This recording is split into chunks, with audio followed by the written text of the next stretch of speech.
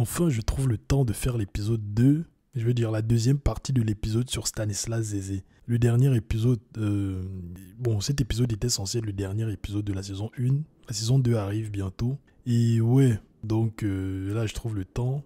Et je suis désolé à tous mes auditeurs. Je suis désolé.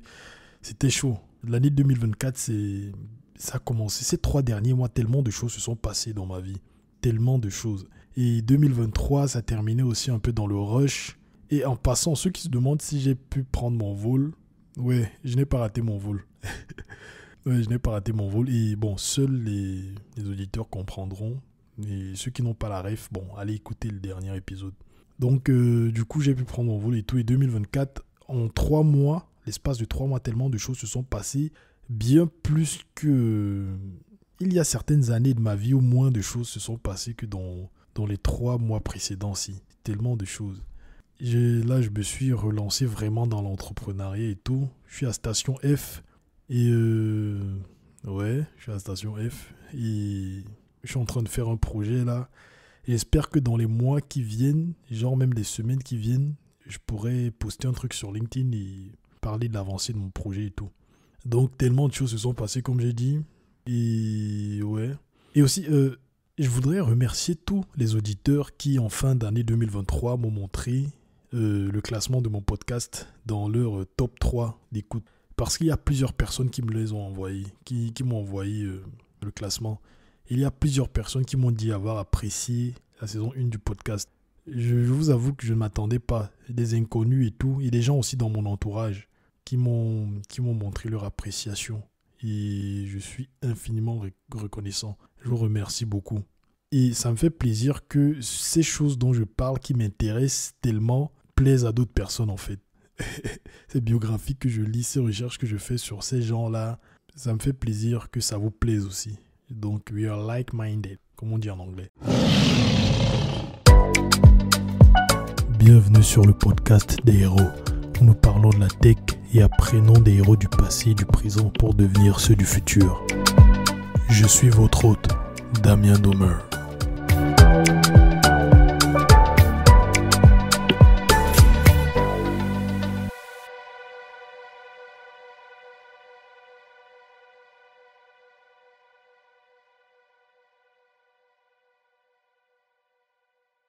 En regardant les statistiques de ce podcast, je me rends compte que plus de 80% de mes auditeurs sur Apple Podcast, Spotify et d'autres plateformes écoutent plus d'un épisode, mais malgré ça, ils ne s'abonnent pas.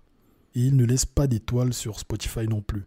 En fait, ces épisodes prennent énormément de temps à faire, en passant par la recherche, la lecture et le montage des épisodes.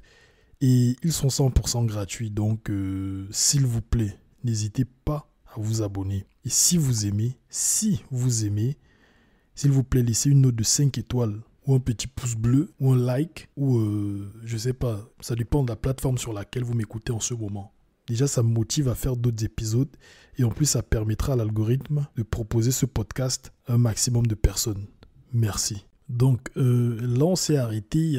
La partie qui suit est même l'une des parties les plus intéressantes même de la vie de Stanislas Zézé.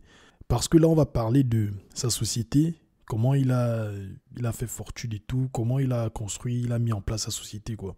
Déjà, il faut comprendre que son objectif était d'avoir un impact positif sur son continent et tout. Et le gars s'est dit, il pensait avoir un impact déjà, premièrement, avec la politique. Rentrer dans la politique et faire changer les choses. Mais connaissant comment la politique se passe en Afrique, il s'est dit qu'il y avait un autre moyen. Il a décidé de passer par la finance. La société elle-même, agence de notation financière, naît du constat que la perception des pays africains par les investisseurs étrangers était erronée, remplie d'idées préconçues et de clichés préfabriqués par l'ignorance et le mépris du reste du monde vis-à-vis de l'Afrique. Des visions fausses et lourdement handicapantes pour le développement de l'Afrique. L'idée était de trouver des outils qui permettraient de réduire l'asymétrie d'information entre les autres et la réalité du continent. Il fallait se battre pour restaurer l'image de l'Afrique, briser cette forme de pensée qui laissait croire que l'Afrique pouvait être le pire cauchemar des investisseurs internationaux. Stan se posait la question de savoir d'où venait cette méconnaissance sidérante de notre continent. Il émit plusieurs hypothèses, Il conclut que les torts étaient partagés entre le comportement de certains Africains et le manque de considération que les autres avaient pour l'Afrique. Il arriva à penser que l'esclavage et la colonisation avaient contribué de façon significative à arriver à ce résultat malheureux. Pour Stan, la notation financière pouvait être une solution adaptée et adéquate pour changer cette mauvaise image et recadrer les choses sur le plan de la perception du risque d'investissement sur le continent de ses ancêtres. Le rôle d'une agence de notation financière est d'établir ce que l'on appelle dans le jargon sophistiqué de la finance la qualité de crédit de l'entité notée. En français facile et pour le commun des mortels, cela veut tout simplement dire que l'agence de notation financière va établir la capacité et la volonté de l'entité notée à faire face à ses obligations financières à court et moyen terme. Court, moyen et long terme. Court terme étant des obligations financières de moins de 12 mois. Et moyen et long terme des obligations financières au-delà d'un an. Cette évaluation de la qualité de crédit va se faire par une analyse rigoureuse de paramètres qualitatifs et quantitatifs interprétés dans l'environnement dans lequel évolue l'entité notée. L'analyse de risque étant contextuelle, il est logique que la méthodologie d'analyse prenne en compte les spécificités environnementales pour déterminer le risque et non le risque de non-remboursement que représente le demandeur de capitaux. Le second aspect de la spécificité environnementale de l'Afrique, c'est que les notations financières doivent être faites en monnaie locale, en priorité éventuellement en devises étrangères si nécessaire, en cas de transactions internationales. L'idée n'était pas de baisser les standards pour les Africains, mais plutôt de clarifier certains détails techniques qui ont toujours alimenté cette mauvaise perception du risque sur le continent africain. La notation en devises étrangères, notamment le dollar américain, qui est la monnaie de base des échanges internationaux, établit la capacité et la volonté du demandeur de capitaux en dollars. La logique étant que quand vous empruntez dans une monnaie, vous remboursez dans cette monnaie ou dans une monnaie commune aux deux parties impliquées dans la transaction. Ouais, ça c'est une bonne idée. On voit un peu où ils vont venir et l'impact que sa solution aura. Changer la perception que les gens ont sur le secteur, sur l'Afrique, quoi. Et inciter les investisseurs étrangers à venir en Afrique. Son pays, la Côte d'Ivoire, il y a plein d'investisseurs étrangers. Les Français s'y implantent, les Libanais y sont depuis plusieurs années. Et c'est propice, il y a tellement d'investisseurs étrangers. Et je pense qu'il y est pour quelque chose. Le projet Bloomfield, Stan l'écrit au cours de son passage dans les institutions financières. Sur son temps libre, il rédige, conçoit, pense, élabore, et tout ceci prend forme sur le papier. Les critiques fusent de partout.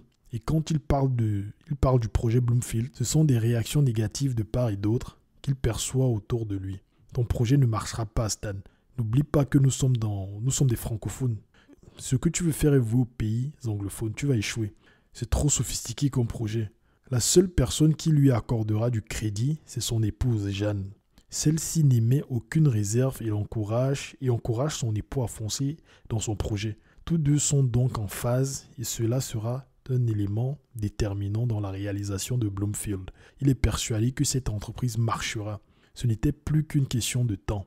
La question était, en réalité, de savoir combien de temps cela prendrait pour que les gens soient convaincus de l'utilité de la notation financière en monnaie locale pour le développement du marché des capitaux en Afrique en général et en Afrique de l'Ouest en particulier.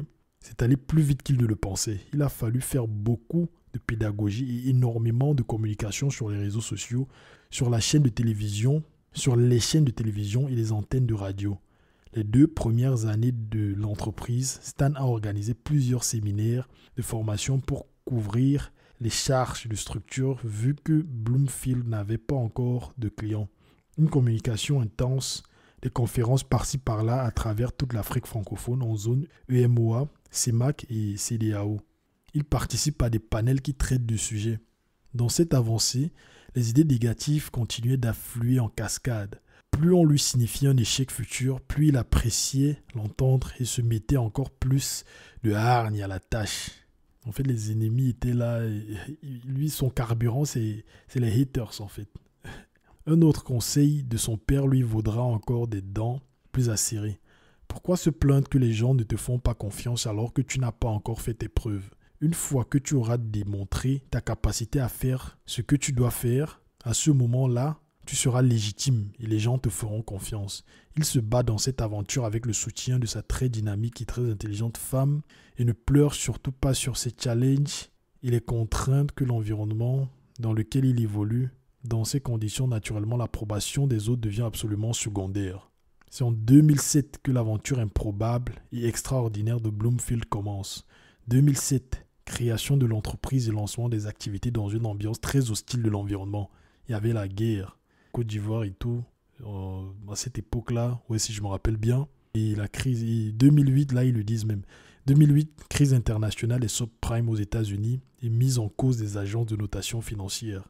Mince, le gars, il commence son truc dans le pire scénario, quoi. La guerre dans son pays, crise des subprimes, mise en cause des notations financières, le genre d'agences qu'il essaie de créer sont mises en cause pour le problème des subprimes. La situation devient compliquée pour Bloomfield, car en plus du scepticisme qui existait déjà, du fait de la nouvelle, du produit proposé par Stan, vient s'y ajouter une mauvaise publicité des agences de notation financière. Stan était face à un dilemme colossal à résoudre. Il a fait preuve d'une extrême intelligence et d'une habileté en sachant tourner ce qui semblait être une mauvaise nouvelle pour Bloomfield en une bonne nouvelle. En effet, dans son argumentation, quand on lui opposait le fait que les agences de notation financière internationale avaient contribué à cette crise des subprimes, il rétorquait que justement, c'est la raison pour laquelle les Africains avaient besoin de leur propre outil d'évaluation qui permettrait d'avoir une bonne appréciation du risque et éviter les erreurs commises par les agences internationales. Bien dit, il a bien dit là. Apparemment, cet argument a convaincu, car l'année qui a suivi, Bloomfield a obtenu son premier contrat de notation financière. En effet, en février 2009, Bloomfield décroche son premier client, non des moindres, le port autonome de San Pedro. Monsieur Désiré Dallo, qui était à l'époque DG du port autonome de San Pedro, lui fait confiance dès le départ. Et Stan n'hésite pas à le remercier infiniment pour cette opportunité de démarrage de la notation financière en Afrique francophone.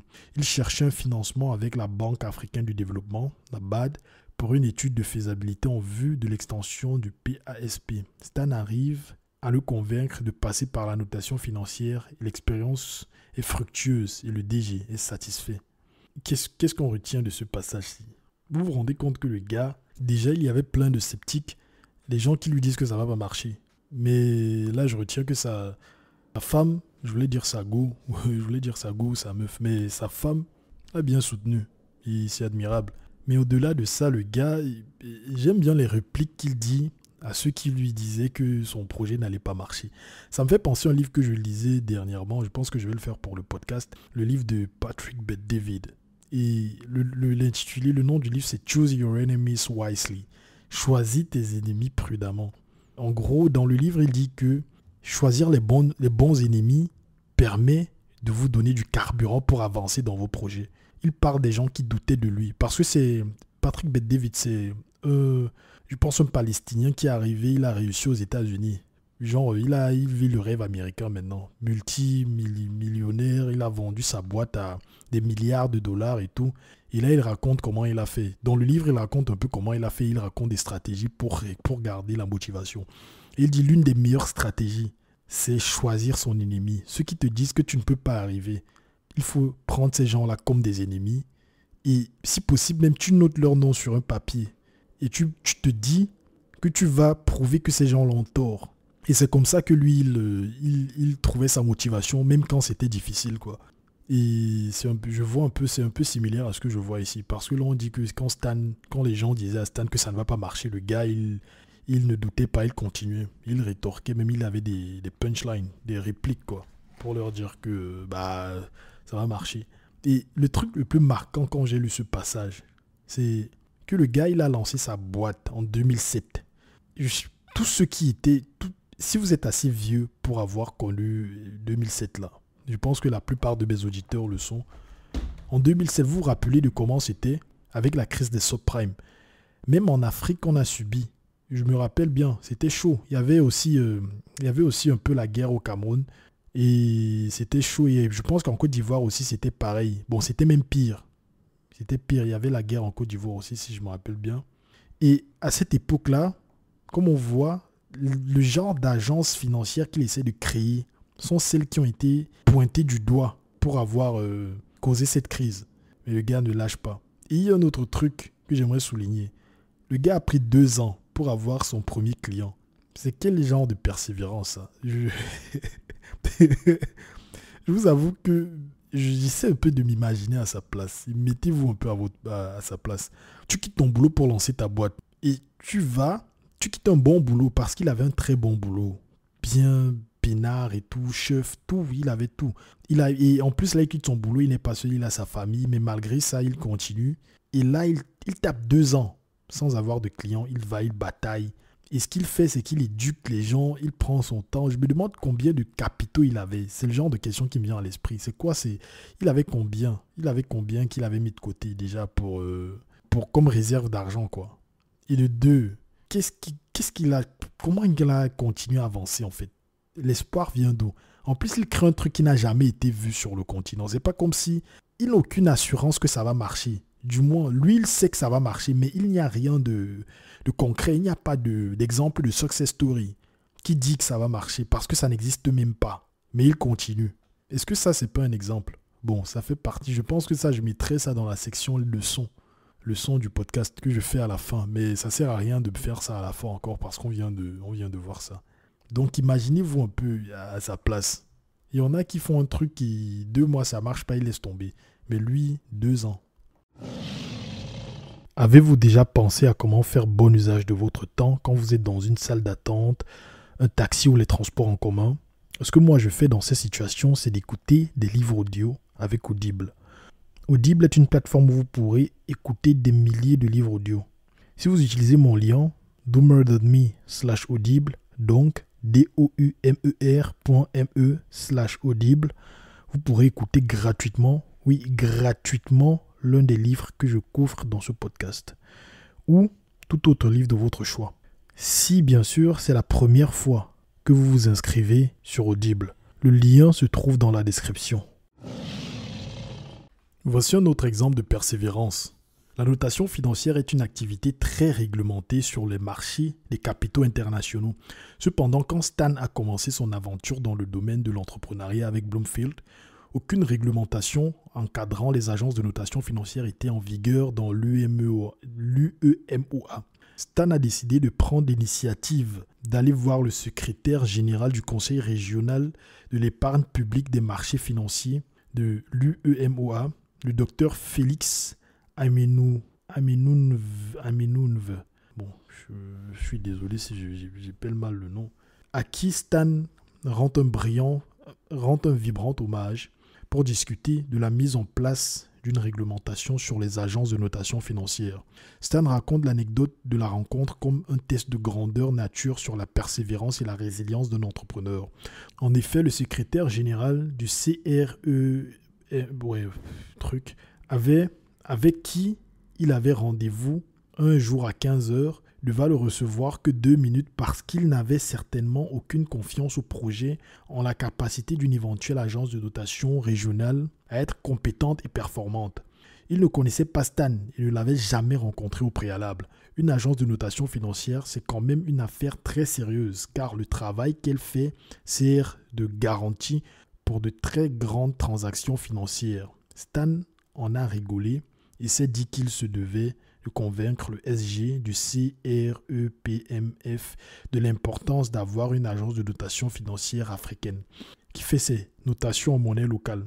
Stan finira par le convaincre avec toute la communication faite autour de la notation financière et par la première notation du port de San Pedro, premier port d'exportation de cacao au monde. Ils ont travaillé ensemble sur cette réglementation. Le secrétaire général du CRE a fini par être le plus grand ambassadeur de la notation financière dans la sous-région et a milité aux côtés de Bloomfield pour la promotion de la notation financière dans tous les pays de l'UEMOA.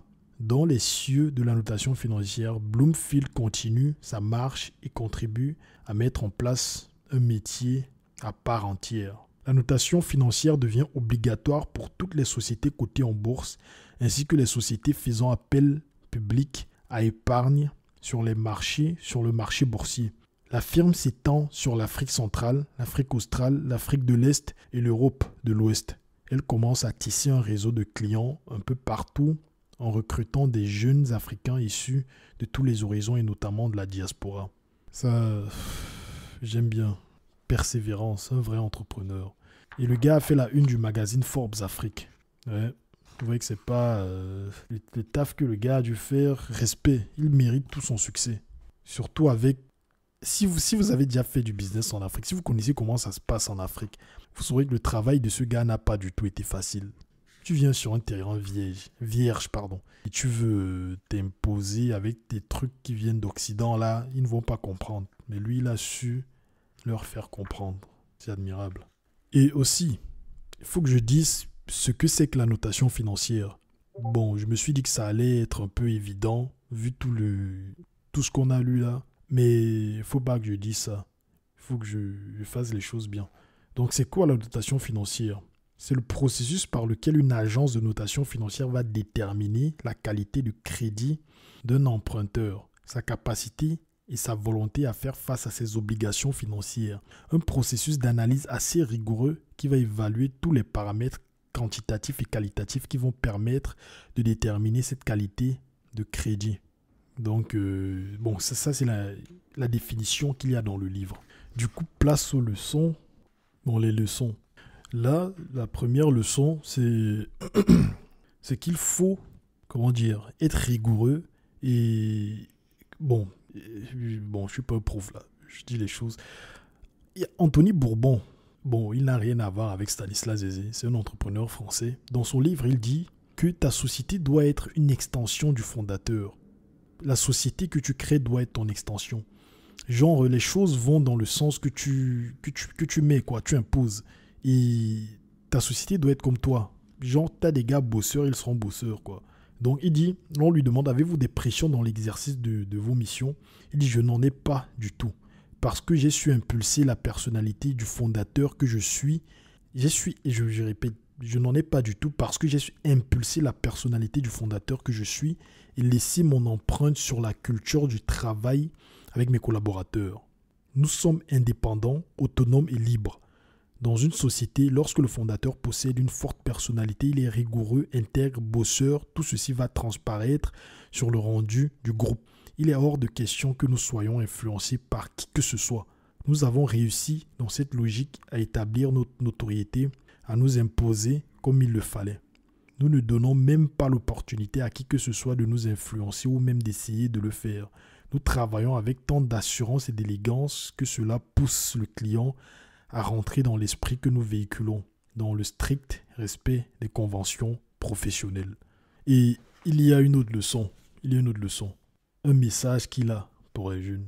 Dans une interview accordée à la chaîne d'information Africa, à la question de savoir si Bloomfield Investment Corporation notait des États, vous avez répondu par une négative porteuse d'espérance qui était celle-ci.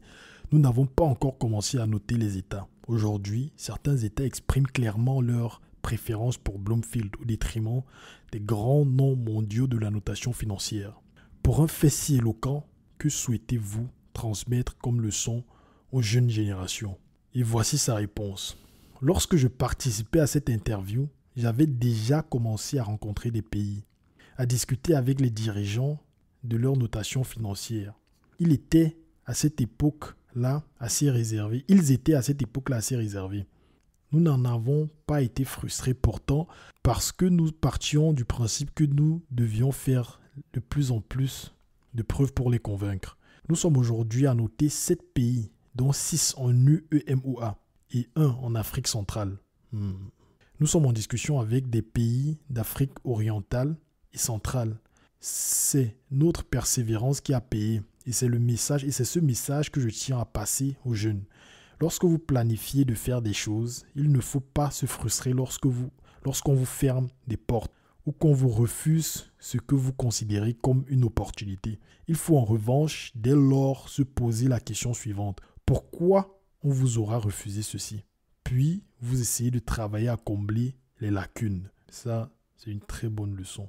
Je répète, il faut en revanche, dès lors, se poser la question suivante. Pourquoi on vous a refusé ceci? Puis, vous essayez de travailler à combler les lacunes. L'exemple de Bloomfield montre bien l'esprit de persévérance et de hargne au travail. Il faut rester dans une logique d'excellence et améliorer son service. Il ne s'agit pas de se plaindre tout va et de passer à côté de beaucoup de choses, mais de résoudre des problèmes qui font qu'il y a des blocages dans votre ascension et un certain nombre d'opportunités. Il faut affronter les challenges de façon intelligente et graduelle. Ceci va constituer à un moment une excellente résilience. Très bonne leçon. Le gars, il parle encore de persévérance, tout comme il a persévéré pendant 2 ans avant d'avoir son premier client. Et c'est une bonne chose. Bon, j'espère que vous avez apprécié cette deuxième partie et j'attends vos retours. Et rendez-vous pour le prochain épisode. Bravo, vous avez terminé cet épisode du podcast des héros. Merci de le partager avec 2 personnes de votre entourage. Donnez-lui une note de 5 étoiles et rajoutez un gentil commentaire pour que l'algorithme puisse le proposer à un maximum de personnes. Et suivez-moi sur les réseaux sociaux pour rester à jour. Merci.